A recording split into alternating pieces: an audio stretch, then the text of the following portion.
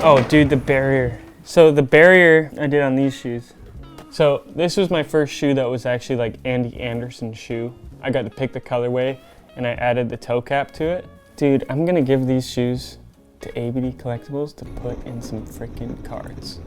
When we were shooting the first ad for these shoes was when we decided to go hit that barrier. I'd already done it once and I was like, this would be the sickest photo if I could get all 4 wheels on the barrier. I don't think it ended up in the photo that you could see all 4 wheels on the barrier, but it happened, so you can see it in the video. And to have a generic obstacle like a barrier and skate it like in a way that's I haven't seen before, I was like, man, what if you could really like get up there and like into it, you know?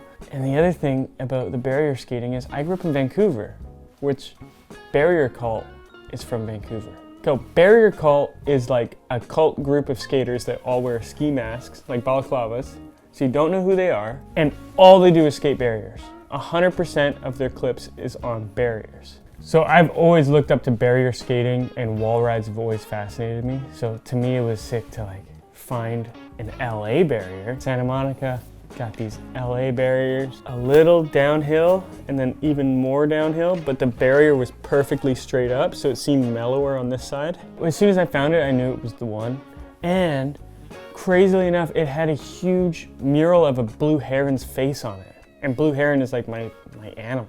Like that's like, I love blue herons. Yeah, that was on Main Street. No, it's not there anymore.